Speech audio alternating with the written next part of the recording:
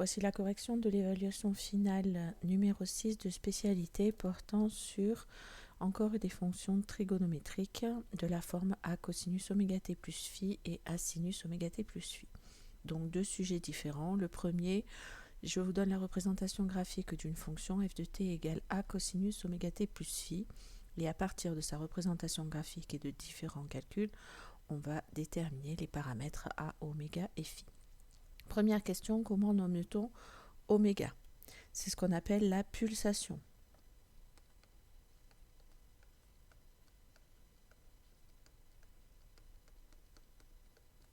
Deuxième question, déterminer graphiquement la valeur de A. On sait que c'est le maximum.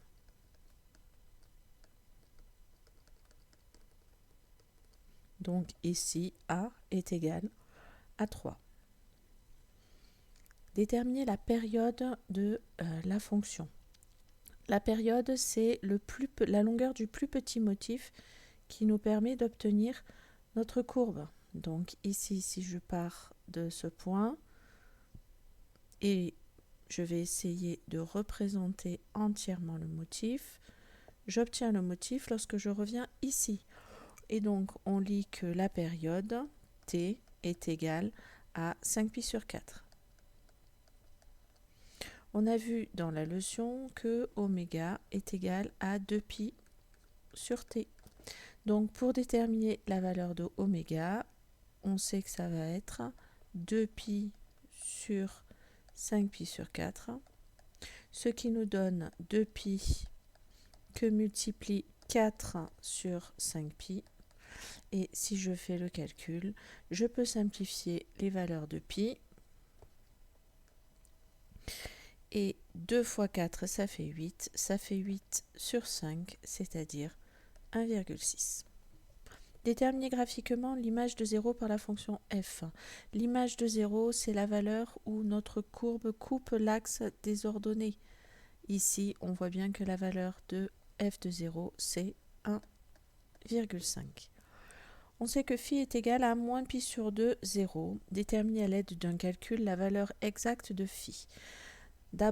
On va d'abord écrire l'écriture de f de t avec les valeurs de a et de oméga qu'on a trouvées. On sait que c'est de la forme 3 cosinus 1,6 t plus phi. Je viens de trouver que f de 0, c'est 1,5. Graphiquement, f de 0, c'est 3 cosinus de 1,6 fois 0 plus phi, c'est-à-dire 3 cosinus de phi. Donc, on obtient que 3 cosinus de phi doit être égal à 1,5.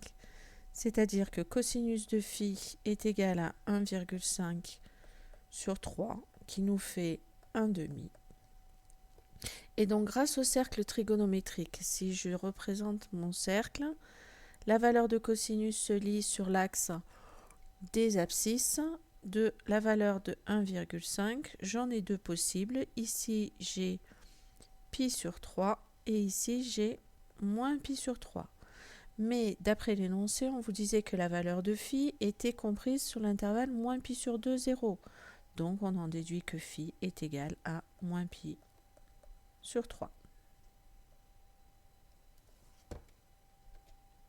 Deuxième sujet, cette fois-ci, c'est une fonction de la forme a sinus oméga t plus phi qui est représentée. Comment nomme-t-on phi? C'est la phase à l'origine.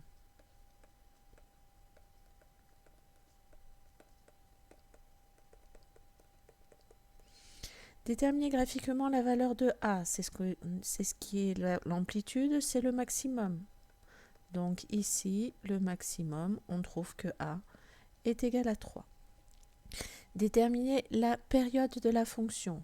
Ici, je constate que ma période, c'est la longueur du plus petit motif qui me permet de retrouver la fonction. Et je vois que la période, elle est égale à 5π sur 4. Étant donné que je sais que le lien entre la pulsation oméga et la période, c'est égal à oméga égale 2π sur t, à partir de cette expression, je peux trouver que oméga est égal à 2π sur 5π sur 4, ce qui est égal en fait à 2pi fois 4 sur 5pi. Je peux simplifier les valeurs de pi. Et 2 fois 4, ça fait 8. Ça fait 8 sur 5, c'est-à-dire 1,6. Déterminer graphiquement la valeur de l'image de 0. C'est l'endroit où notre courbe va couper l'axe des ordonnées. Et on constate ici que f de 0, c'est égal à 1,5. Écrivons maintenant l'expression de la fonction f que l'on a trouvée pour le moment. F de t égale, la valeur de a c'est 3, sinus de oméga qui fait 1,6 t plus phi. Je peux à partir de cette écriture calculer f de 0. Ça nous fait 3 sinus de 1,6 fois 0 plus phi, ce qui nous donne 3 sinus de phi. Mais comme j'ai trouvé que f de 0 est égal à 1,5 graphiquement, j'en déduis que 3 sinus de phi est égal à 1,5. Donc que sinus de phi est égal à 1,5 sur 3, ce qui fait 1,5. Si je représente maintenant un cercle trigonométrique, je sais que les valeurs de sinus se lisent sur l'axe des ordonnées. Et si le sinus vaut 1,5, ça veut dire que j'ai deux valeurs possibles. La première qui est égale à pi sur 6 et la deuxième qui est égale à 5 pi sur 6. Mais dans l'énoncé, je vous donnais que phi était une valeur comprise entre 0 et pi sur 2. Phi est forcément égal à pi sur 6.